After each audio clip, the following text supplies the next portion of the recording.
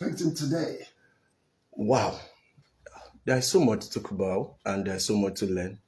We're having our social media handles bombarded a bit with certain questions. People are saying their opinions or what they think about whatever, we've done. Some people call in, some people send messages, and some people share their experiences. It's actually been a beautiful and a beautiful learning curve at that.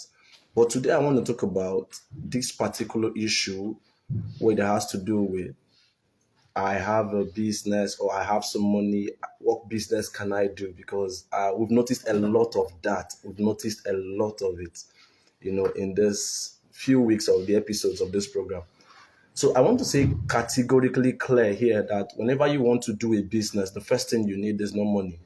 The first thing you need is no money. I hope somebody gets that. Secondly, is that the first business you're going to do or the first business you will ever want to try is most likely going to fail. It's not a bad thing. It's not actually, I said it, let me not even try. It's most likely going to fail. Someone doesn't want to hear this. In fact, failure actually are steps to success. There is no success story without failures. Nobody celebrates any success that does not have failures along the line. Listen, it's beautifying it. The beauty of neatness is that there are people who are dirty. The beauty of being wealthy or having money, there are people that are poor. So nothing gives itself value or glory in itself without the opposite being in it. So basically, any business you're going to do first, most likely will give it 2 years, 6 months, 1 year, 5 years. Statistics has it is a a research based and research backed information I'm giving.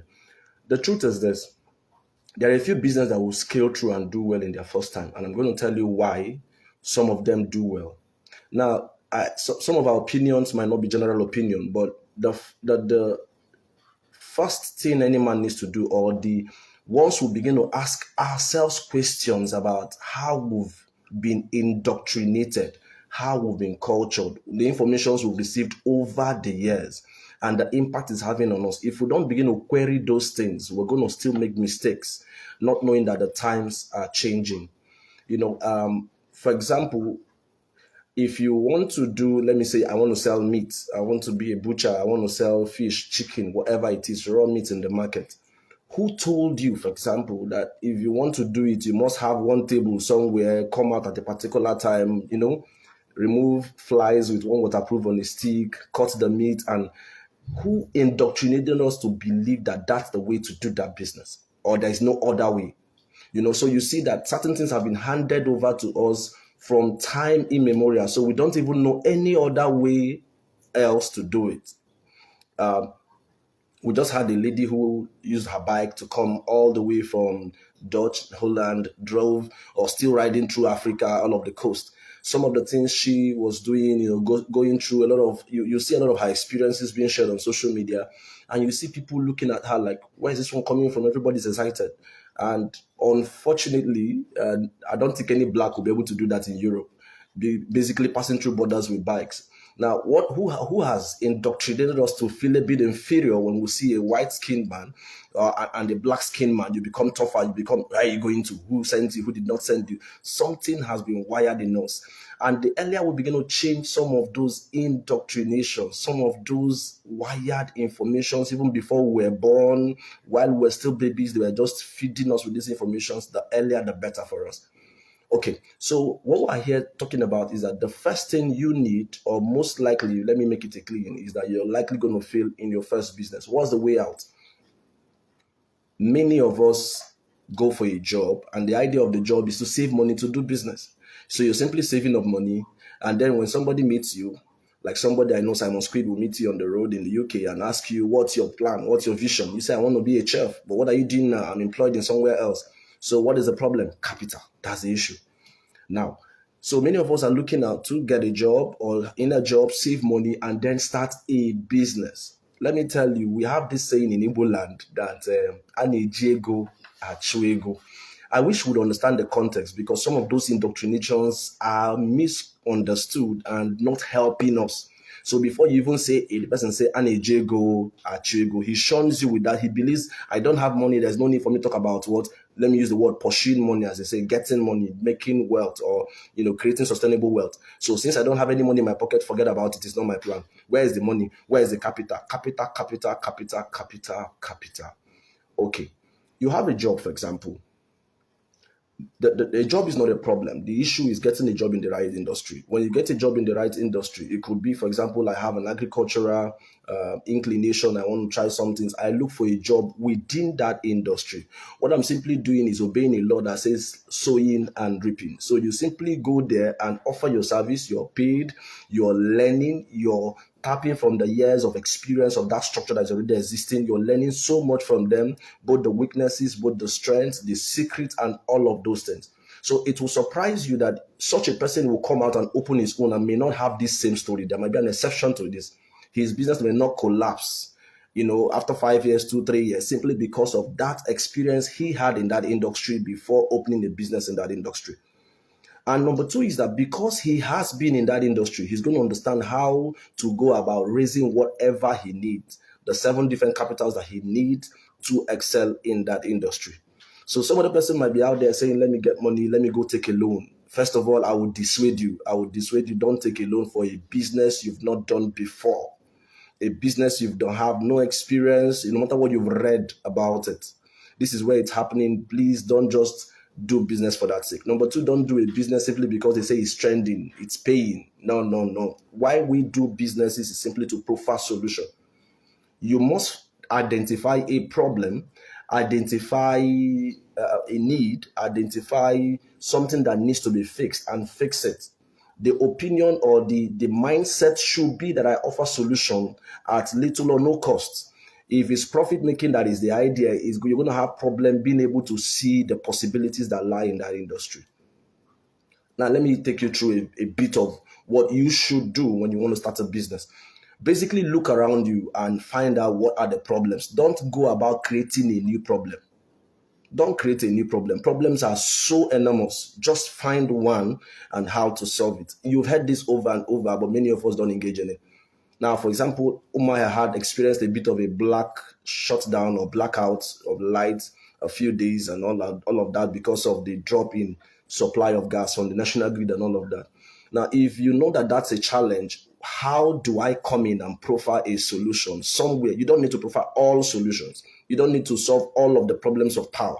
You simply need to find a small niche and solve the problem. People are going to need to charge phones when such an issue happens. People are going to need to light their houses. People are going to need to refrigerate certain things. People are going to need, what service can I offer? Before the coming in of the present government and all of those things, there are a lot of needs that we find around. You see refuse lying around, some of those things. These are simply opportunities that you could look at and design a model. Which value chain do I come in this particular need or problem that people have? Around you, nobody is selling food and people have to go far to get food to eat. Around you, people come back from work. Maybe you are living around people who, let me say, they are civil servants, they are all workers, they have to come back late. What would they have to eat when they come back late? Or they have a lot of people who have to, babies and they are working, they need a daycare, a crèche service, a nanny service, a laundry service. Some of these things that we look down on are simply needs, problems that need solutions. The earlier you find that one out and begin to fine tune it, the better.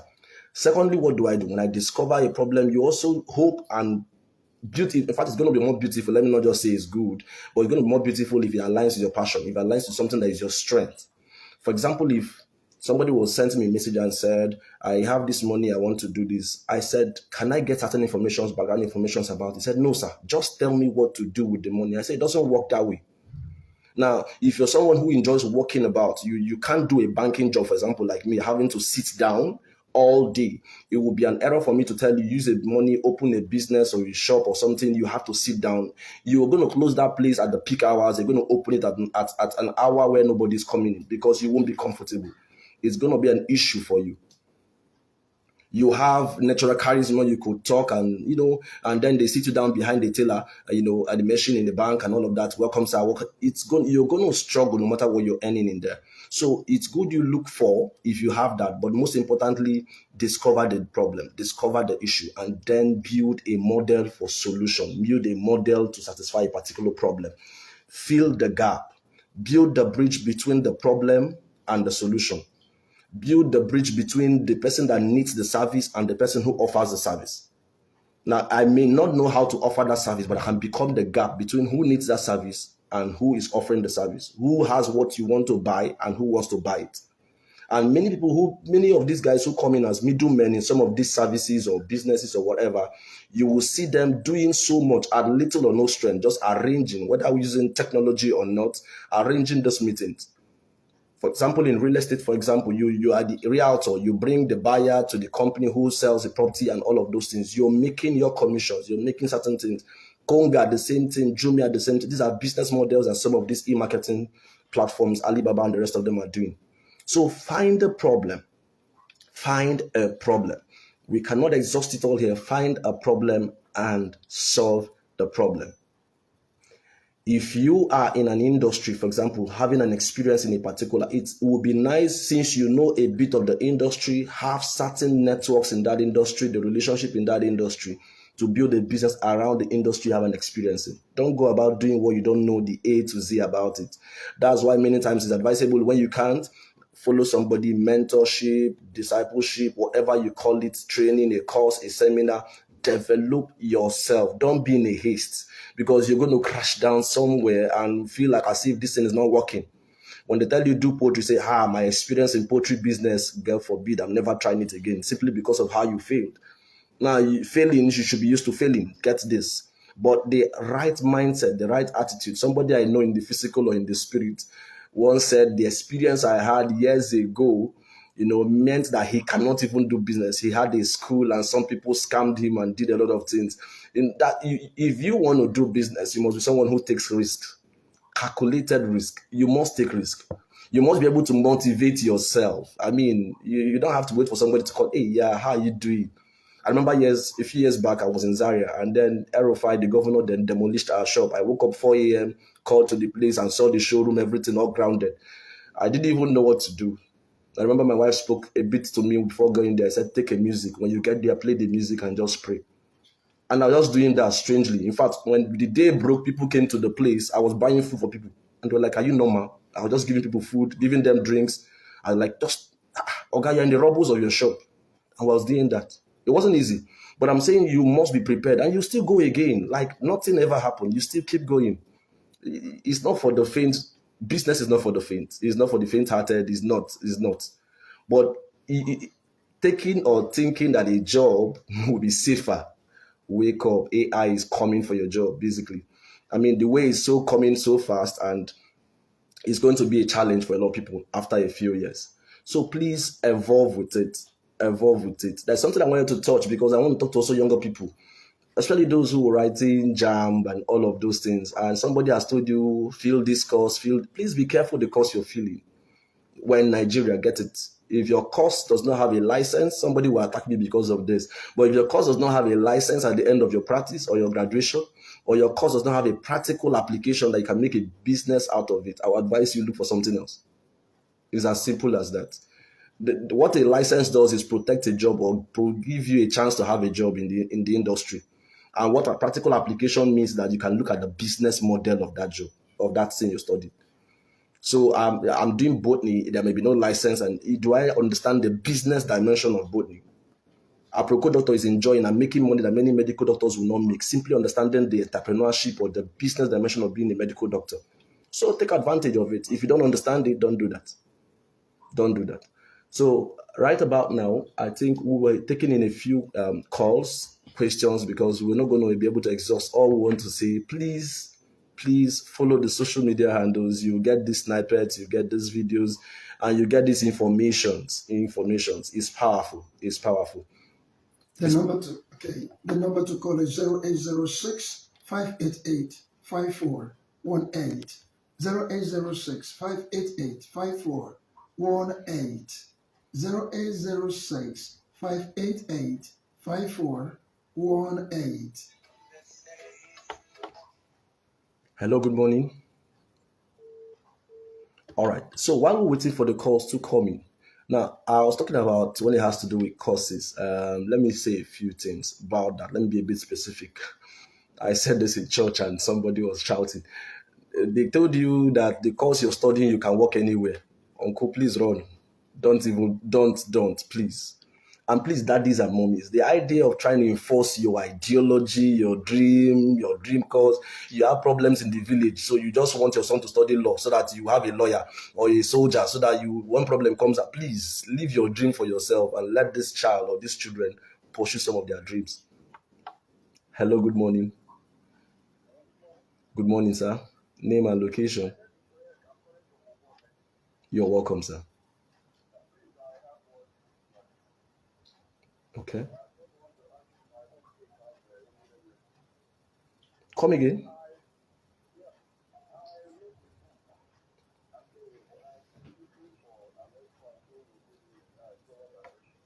I think you have to send in a message to the station and they will guide you on what to do on that. Thank you so much, sir.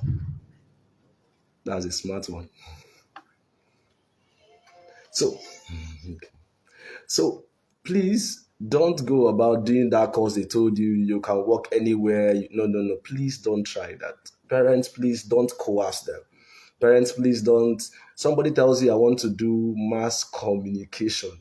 Some people will look at me somehow from here.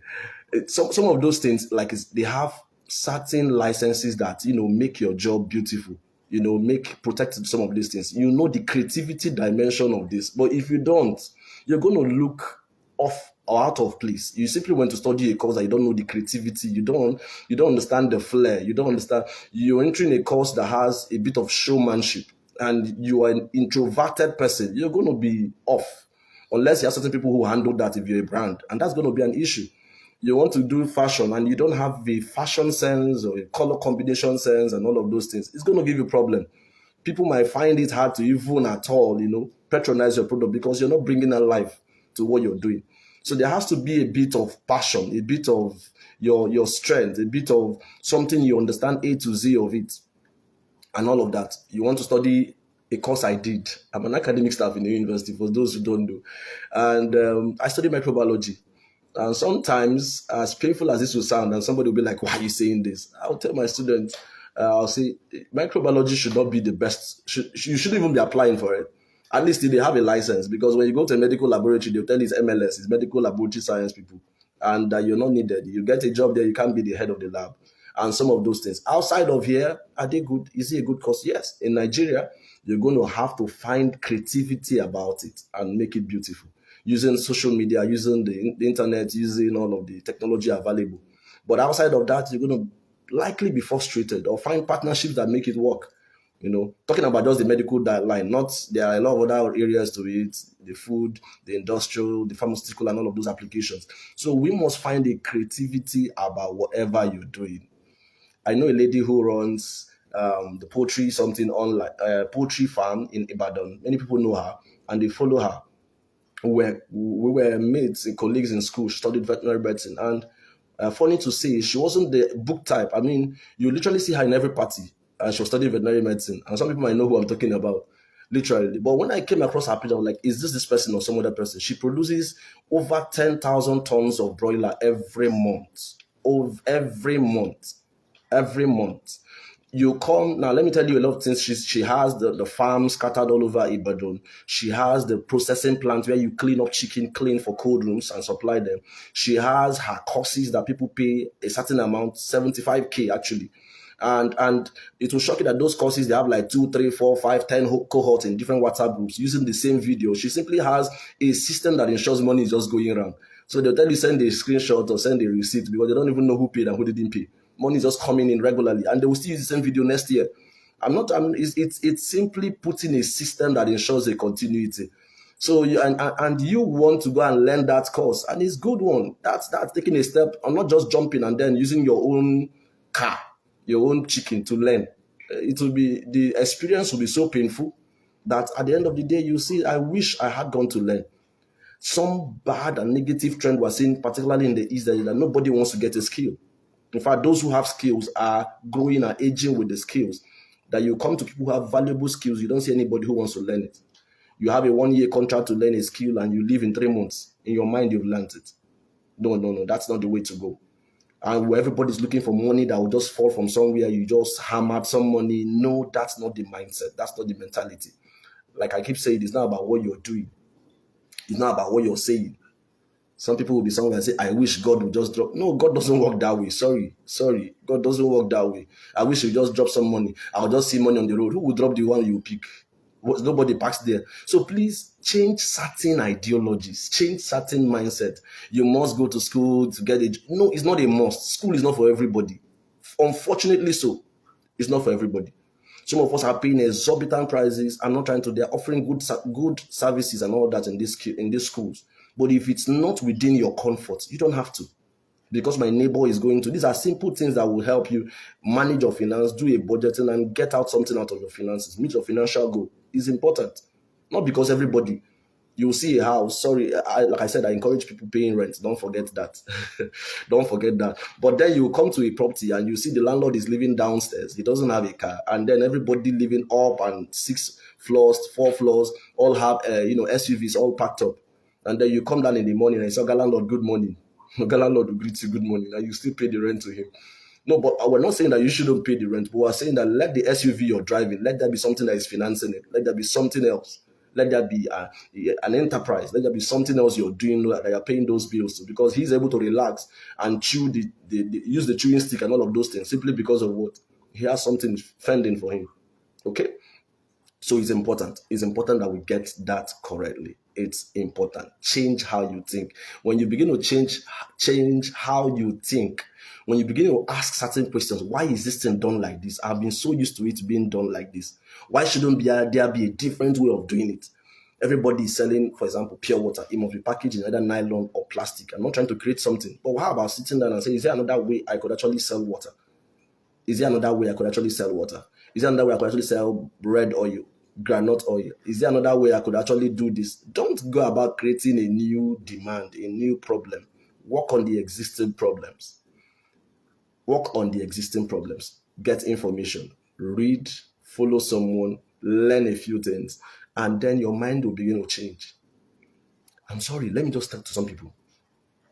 I talk to a few young people and then I'm like, pressure, come and learn this skill. Because I make footwears too, custom bespoke footwears. I can make army boots and all of those things. And I learned it in the north with my wife. Now I see people, I told somebody or a friend of mine, I said, let your children come and learn this skill. He said, you're a lecturer. I let my children get degree first before they start learning. I said, wow, oh my God. I wish somebody taught me this earlier than now. That job will not be where I am. I will be, or I want to be. If it has to be simply be a platform to reach other people, not because of the salary or the remuneration. That's the simple truth. But what I said, look at impact, for example. If I'm the footwear designer for the governor or for anybody, for example, I have personal access to him. You as a professor may never see him in the office, may never get access to him. Now, let me imagine, for God forbid, I have to come late for a program or an appointment with him. Young man, what's the problem? Why are you late? Sorry, sir. There's a road that was coming somewhere. The road is not too good. Something happened. Are you serious? And then something happens. They fix up that road. You don't even know who affected it, who made an impact. So you see, I'm probably having a greater influence, greater impact, and people are simply paying me for what I'm offering. Some people tell you I'm good in cooking. Who can eat your food? I keep asking that. I'm a good chef. Who eats your food? Your family members will eat it. Yes, they will not deny you. But till your service is offered with excellence, kings will not come. Kings will not reward you. I'm a good barber. I saw a lady for the first time, the haircut I'm having, a lady barbed. A lady gave me the cut, and I was like, wow. So ladies cut hair. If a king is not ordering or not in demand, or kings and nobles are not in demand of your service, you will likely run out of the kind of reward you're looking for. You'll get frustrated.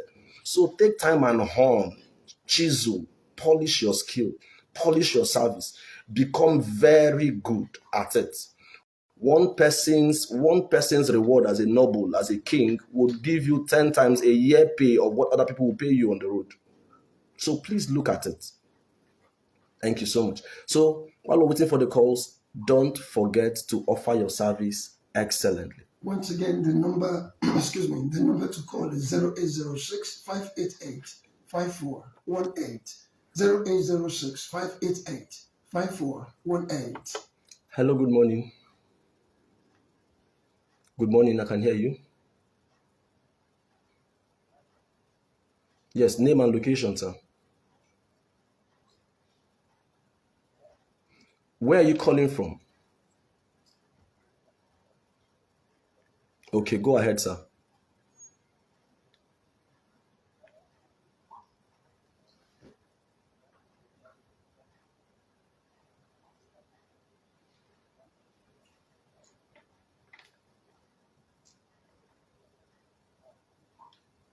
I wish I heard that very well, sir. But please, I didn't hear you very much, sir. I didn't hear you well. Can you speak up? Okay, they will get back to you on that, sir. Thank you very much, sir.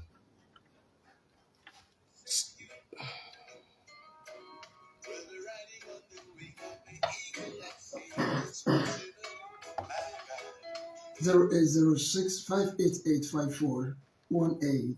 0806 588 5418.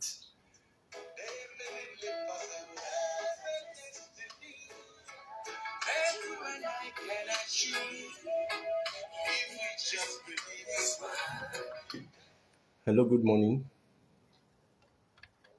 Good morning, I can hear you. All right, while we're waiting for the calls to come in, please keep bringing the calls. I want to get this information across, just in case you want to reach out. The number is 080 688. Please don't call this number while we're here. 080 688 20270. 080 688 20270. You can follow us across all social media platforms with the handle at Billionaires Crib. At Billionaires Crib. Please just follow the pages. You will get those informations you need. You will get content that would help you achieve your financial goal. Please follow those pages. It will help you. Thank you.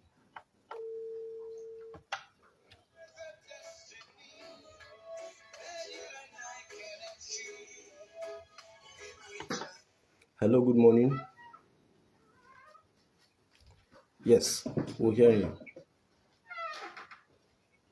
I can hear you. I can hear you clear. Oh, you're welcome to the show.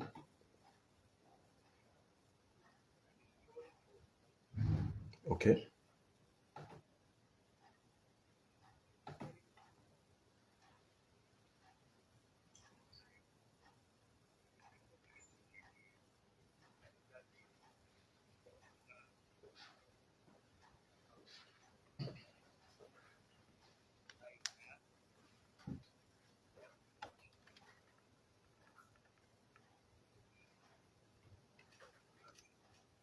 Can you speak up a bit so I can get you?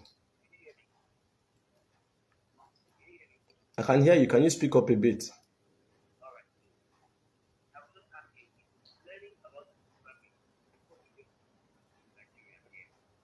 Okay, learning about programming. Very well is profitable. The beauty of the tech industry is that you can work remotely. So basically, you could get contracts, job offers, even from overseas or even in Nigeria. Number two, everybody, a lot of people, businesses, entrepreneurs need services such as that, cybersecurity, software design, programming, and all of those things. But one thing with the tech industry that is evolving, so you must look at a course that has a potential to be relevant for the next 20 years so that you don't run out. But when you're there, you can always go for trainings, retrainings, and all of those things. So it's very important. People are looking for those who will design apps for them and certain services, and it gives you opportunities, sometimes financially or economically speaking, to sit on the board of certain companies, because some people may not be able to pay you at the initial stage, and they will simply offer you something equity or certain percentage stakes in the company for the services you're offering them for a few years if you believe them. And then that's a lot. So it's a good one. It's really a good one.